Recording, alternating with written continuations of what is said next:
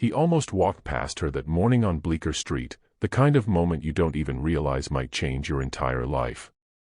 Julian was just another billionaire in jeans and sunglasses, trying to blend in like he wasn't on the cover of Forbes a few months back. He was sightseeing alone, pretending he could still feel normal for a day. Then he heard her voice. "Hey, sir," she said, soft but steady, not begging, not broken. "I'm just trying to get something to eat. You got $1 or $2?" He looked down. She was sitting on the sidewalk, cross-legged, a duffel bag beside her that had seen better days. She looked maybe late 20s, early 30s. But her eyes, those were older. Calm. Sharp. The kind of eyes that see through noise. He gave her a 20. But she didn't grab it fast. She just looked at it and said, "That's more than I asked for." "You sure?" That stopped him. No one ever asked if he was sure when giving them money. "Yeah," he said. "I'm sure." She smiled, the smallest smile he'd seen in weeks.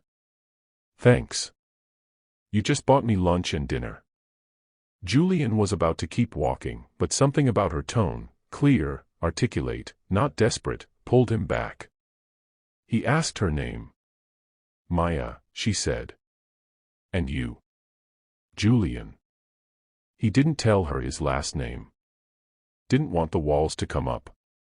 They started talking, just 5 minutes that somehow stretched. She asked where he was headed, and when he said he was just wandering, she nodded like she understood that better than anyone. She talked about Bleecker Street like an old friend, its rhythm, the people, how it keeps stories alive even when money tries to bury them. Her words were fluid, thoughtful. She sounded like someone who read books in libraries she wasn't supposed to be in. Something in her voice made him forget the noise of the city. When he finally had to go, he hesitated, then did something impulsive. He texted her that night. Just a simple, "Hey, it's Julian, the wandering guy from Bleecker." She replied 2 hours later, "You find your way home, wanderer." And that's how it started. Every night, he'd text her. Some nights she'd reply right away, other nights she wouldn't. But whenever she did, the conversations cut deep. They talked about everything, music, family, the meaning of control. She had this gift, she could flip a question back to him that made him see his own world differently. He found himself looking forward to her messages more than board meetings. She didn't care about his money. She didn't even ask what he did for a living until the 4th night. When he finally told her he was in tech investments, she just said, "So you sell the future for a living?" That line stuck with him. He laughed it off, but it hit him later, she was right. A week later, he invited her to dinner. Not some pretentious rooftop place, just a small Italian spot in the village. She showed up wearing a simple denim jacket and a red scarf that had seen better days. But she looked radiant. Grounded. Like she carried her own light. Over pasta, he learned she wasn't always homeless. She used to work in data research for a startup that collapsed. One bad relationship, one eviction, and a few bad breaks later, she ended up on the street. But she never let it define her. "Homeless doesn't mean hopeless," she said. "It's just a pause in the story." That line, that was Maya. Always rewriting the pain before it could own her. As the dinner went on, Julian couldn't stop watching how she carried herself. Calm. Observant. No fake laughter, no people-pleasing. Just real. When the check came, she said, "I know you're gonna pay, but at least let me tip." He smiled. "You don't have to." "I want to," she said. "People treat me like I'm invisible all day. Let me do something visible." He let her. And that night, walking her back toward the street she stayed on, something in his chest felt alive again. That night, she texted him first. "You ever feel like your life looks perfect on paper, but it doesn't feel like it?" He replied, "Every day." She sent a single message back. Then maybe you're reading the wrong script. Before we continue, take a quick second. Tell me in the comments where you're watching from, your country and your city. And if you love stories that make you feel something, don't forget to subscribe so you don't miss what happens next. Alright, let's get back to it. The next morning, Julian woke up thinking about her words. Maybe you're reading the wrong script. He couldn't shake it. For years, his life had been about growth charts, luxury, and status. But for the first time, he wanted something unpolished. Real. So, on a wild impulse, he texted her. "Ever been on a yacht?" She replied instantly, "You're joking, right? I don't even have a stable address, and you're talking yachts." He wrote, "You said you like rewriting your story. Maybe this is a new chapter." There was a long pause before she replied. "If I say yes, you promise it's not pity?" "Promise," he said. "It's curiosity." 3 days later, they met again, this time, at the harbor. Maya was nervous but trying to hide it. Julian could see it in how she kept adjusting her jacket like she wasn't sure she belonged there. He told her, "Relax. It's just a floating apartment with better views." She laughed. "A floating apartment? Yeah, okay, billionaire." She said it teasingly, but that was the first time she actually used the word. Billionaire. He noticed how she didn't say it with awe, she said it like it meant nothing. As they boarded, a crew member whispered something to Julian, and Maya caught the look, the kind that said she doesn't belong here. But she didn't flinch. Instead, she smiled and said, "Don't worry, I'll try not to sink your floating apartment." That moment told Julian more about her than any text ever could. She could take judgment, turn it into humor, and still hold her dignity. They sailed out into the open water. For the first hour, it was just conversation, quiet, real, like the world had shrunk down to just the two of them. He told her about the pressure of always being right, of always being the smartest in the room. She told him about how silence can be louder when you're sleeping on concrete. Then, somewhere between laughter and silence, she said something that would echo for the rest of his life. "Julian," she said softly. "You ever think maybe life tests people differently, but for the same lesson?" He asked, "What lesson?" Before she could answer, an old man who'd been serving on the yacht, a retired sailor named Amos, chuckled from across the deck and said, "Here's a riddle for you both. The rich man builds walls to keep the world out. The poor woman builds bridges to stay alive. Who's really free?" Neither of them answered. But the riddle hung in the air, heavy and uncomfortable. Julian stared out at the ocean, realizing maybe freedom wasn't what he thought it was. And beside him, Maya smiled faintly, like she already knew the answer. The sun was setting when Julian turned to her and said, "Maya, can I be honest? I don't know what it is, but you make everything make sense." She looked at him quietly and said, "That's dangerous, Julian. When people like me make people like you feel something, it never ends clean." He wanted to argue, but she was right. And that was exactly why he couldn't stop himself from falling deeper. Julian didn't sleep that night. Not because of the ocean air or the champagne they barely touched, but because of her words. When people like me make people like you feel something, it never ends clean. He replayed that over and over as the yacht swayed gently in the harbor. Maya had this way of saying the kind of truth people spend years avoiding. It scared him, not because she was wrong, but because she was right. The next morning, he woke up before sunrise. Maya was already on deck, sipping coffee, barefoot, staring at the waves like she'd been having a conversation with them all night. "You don't sleep much, do you?" he asked. "Sleep's expensive," she said, half smiling. "Costs peace of mind. I can't afford that yet." He laughed softly, but she didn't. There was no self-pity in her tone, just honesty. She was a paradox, broken in ways that made her whole. They were supposed to spend the morning cruising, just a simple escape. But life doesn't do simple when something real's about to happen. Halfway through breakfast, Julian's phone rang. It was Marcus, one of his biggest investors. The kind of men who made other billionaires nervous. Julian hesitated before answering, but Maya nodded. Go ahead. I can handle silence. He stepped aside and took the call. It was bad news. Marcus sounded tense. Julian, we've got a problem. The numbers from the Chilean deal aren't matching projections. The board's panicking, they want to pull out. Julian's heart sank. That deal was his baby, months of planning, millions at stake.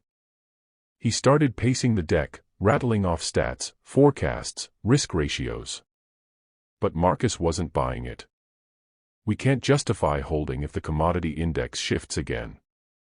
You've got an hour before the market opens. Maya could tell something was off. She watched him, the calm, composed billionaire suddenly turning human with stress. When he hung up, his jaw was tight. Everything okay? She asked. He didn't answer right away. Finally, he said, just a deal. One that might implode if I can't convince a room full of people that I'm right. What's the deal about? He gave her a brief version: mining, imports, exchange rates. She listened carefully, her eyes narrowing. Then she said, wait. You said Chilean copper futures, right? He blinked. Yeah. Why? She looked at him like it was obvious. Their export tax policy just shifted last week. If Marcus is using last month's data, his model's wrong. You're not losing money, you're misreading the new tariff margins. He stared at her. How the hell do you know that? She shrugged. I read. There's free Wi-Fi at the public library, remember? Julian grabbed his tablet and started cross-checking what she said. She was right. Dead on. The new government policy hadn't hit the mainstream reports yet, but she'd noticed it. He looked at her, half in disbelief. Maya, you just saved a $30 million deal. She laughed softly. Nah, I just hate bad math. He called Marcus back immediately. Update your projections using the January tariff data, he said, pacing. Chile revised their export rates. You're undercounting revenue potential by 15%. Silence on the other end. Then Marcus said, who told you that? Julian looked at Maya, smiling. Someone smarter than both of us. 10 minutes later, Marcus confirmed it. You're right. Holy hell, Julian, this changes everything. We're back in business. When he hung up, Julian was grinning like a kid. Maya just leaned back and said, so, do I get a consulting fee or just a thank you? He laughed, walking over to her. You get whatever you want. Okay, she said. Then I want pancakes. That moment, that simple, funny line, was when Julian realized he wasn't just intrigued by her. He was falling. They spent the rest of the day talking again, but this time it was different. There was respect now, not just curiosity. He asked her what she really wanted out of life. She thought for a long time before answering. I want a place where no one can take my peace away, she said. Not money, not men, not circumstances. Just peace. Julian nodded slowly. You ever think about working again? She smirked. You offering? Maybe, he said. But not as charity. You're too sharp for that. That night, they docked the yacht near Montauk and went ashore. They found a quiet diner that smelled like pancakes and salt water. Over coffee, they talked about second chances. Maya told him how she used to dream of running an analytics firm that helped small businesses compete with big corporations. Julian listened closely, not as a billionaire, but as a man who suddenly saw a version of his world that wasn't all greed and growth. He said, if I told you I could make that dream real, help you start that firm, would you believe me? She looked at him carefully. Depends. You doing it because you believe in me, or because you feel guilty for having too much. That hit him like a punch. She had this way of peeling people open without even trying. He said quietly, "Because I believe in you." She studied his face for a long time before nodding. "Okay. Then maybe I'll believe you too." 2 weeks later, he did it. He found her an office space, small, clean, in the village. He even lined up her first client, one of his partner companies looking for independent market analysis. When she saw it, she didn't cry. She didn't squeal. She just stood there quietly, eyes shining. "I forgot what it feels like to have keys that actually open something," she said. Julian said, "You earned it, Maya. You didn't need saving. You needed a start." And for a while, everything was perfect. She got busy. Her reports were so precise that clients started asking for her by name. Julian would check in sometimes, pretending it was business, but it wasn't. He just wanted to see her. One night, after dinner, he finally told her how he felt. "Maya, I can't stop thinking about you. I don't care what anyone says, I want you in my life." She didn't speak for a while. Then she said, "You don't want me, Julian. You want the version of yourself you feel like when you're with me." That line cut deep. He started to respond, but she placed a hand on his arm. "But that doesn't mean I don't feel it too," she whispered. And just like that, she let him kiss her. It wasn't a perfect kiss. It was hesitant, messy, real. Like two people trying to unlearn their defenses. For a moment, everything was silent, until Amos, the old sailor from the yacht, happened to pass by their table. He saw them, smiled, and said, "Another riddle for you too. The storm and the harbor both test a ship. But only one teaches it where home is." Maya looked after him, thoughtful. Julian just smiled and said, "Does he always talk like that?" She nodded. Maybe he's onto something. Over the next month, they became inseparable. She helped him make smarter business moves, not by chasing profit, but by finding balance. He, in turn, helped her rebuild the structure of her life. Together, they made each other better. But one evening, while they were at her small office finishing up some data reports, Julian's phone buzzed again. This time it wasn't Marcus. It was his assistant, and she sounded frantic. "Julian, the board found out about the new consultant you've been funding. They're asking questions, personal ones. They think you're compromised." He froze. Maya looked up, sensing it immediately. "What's wrong?" They think I'm letting you influence business decisions." She smiled sadly. "Well, technically, I did." "That's not the point," he said. "They don't understand you." She looked him dead in the eyes. "Then make them." He didn't know what to say. For the first time, Julian, the man who always had answers, felt powerless. Because he realized something: to defend her, he might have to risk everything he'd built. And that's exactly where things started to break. Because sometimes, love doesn't ask you to give more, it asks what you're willing to lose. Julian had spent his whole adult life mastering control of companies, markets, negotiations. But now, one woman with a cracked phone and a red scarf had turned that control into dust. Within a week, the whispers started. The board called for an emergency meeting. Investors were uneasy. Someone leaked that he was romantically involved with an unqualified consultant. They didn't know Maya's name, but they knew enough to smell blood. Julian walked into that meeting with his head high, but his stomach in knots. Marcus, the same man whose deal Maya had saved, was there too. He looked uncomfortable, but silent. The chairman didn't waste time. "Julian, we've always trusted your judgment, but we can't ignore what's happening. This woman, whoever she is, has access to confidential data. We need to know who she is and why she's influencing your decisions." Julian sat there quietly, staring at the faces of men who'd never lost a single thing that wasn't material. He could lie. He could say she was a contractor. But for the first time, lying felt cheap. So he said the truth.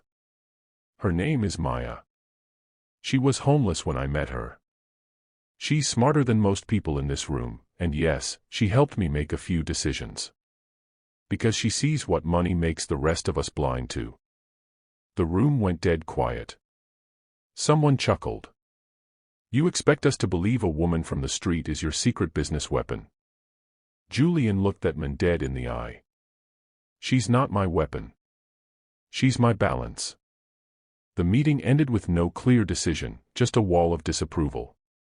He knew what was coming next, pressure to step down, or to walk away from her. He drove straight to her office. When she saw his face, she already knew. They came for you, didn't they? She said softly. He nodded. They want me to cut ties with you. Make a statement.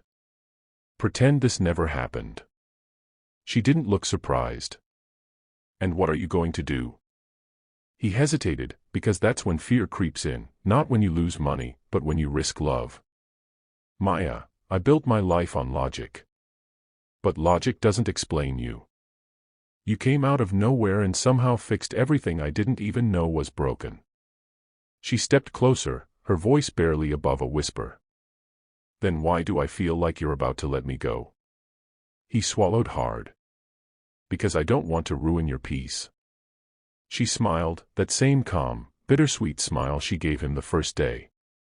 Julian, you can't ruin something you didn't give me. You just helped me remember I had it. He reached for her hand. Come with me. Leave this city. I don't care what anyone says. She shook her head. Running away doesn't fix what's wrong with your world. You've got to stand in it and make it see you, see us. He stared at her, realizing how wrong he'd been to think she needed him. She never needed saving. He did. A week later, Julian made a move that would shock every investor and headline writer in the country. He resigned. Sold his shares.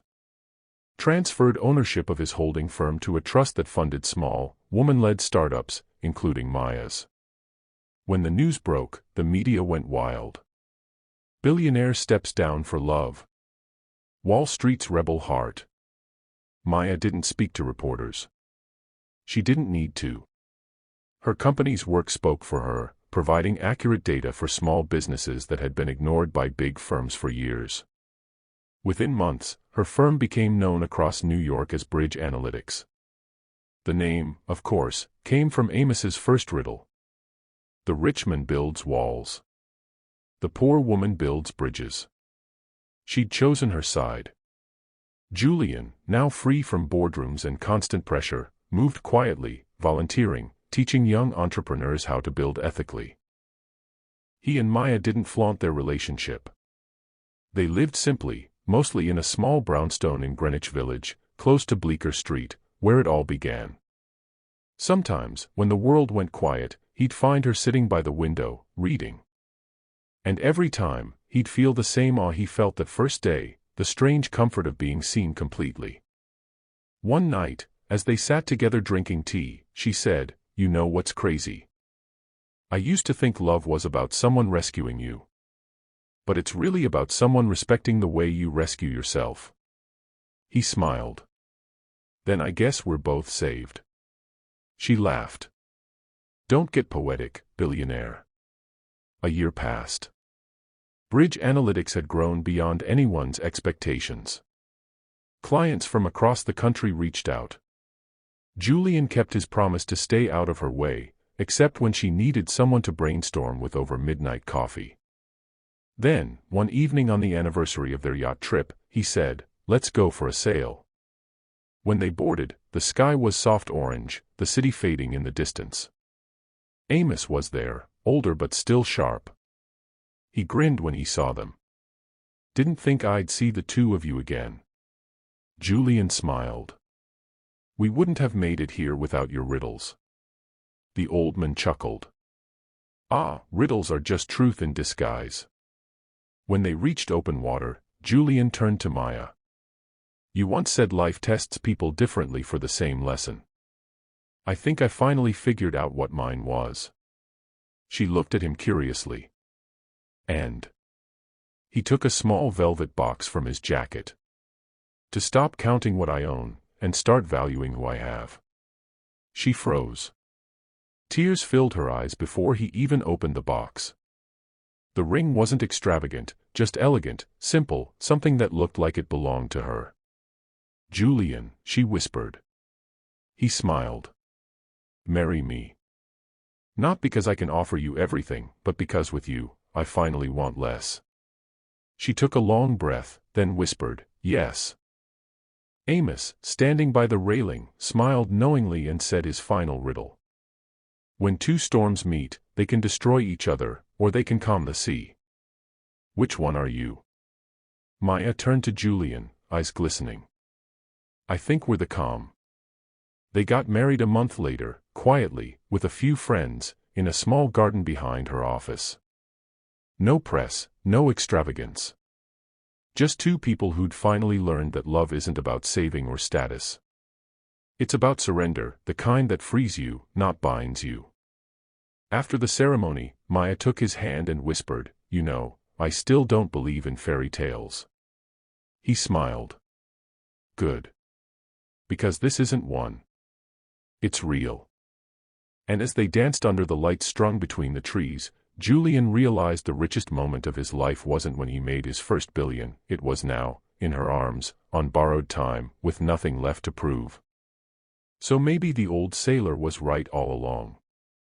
The rich man builds walls. The poor woman builds bridges. And sometimes, if they're lucky, those bridges lead them both home. Before you go, tell me in the comments where you're watching from. Your country, your city. I love seeing how far these stories travel. And if this one made you feel something, subscribe to the channel. Because more stories like this are coming, and you don't want to miss the next one.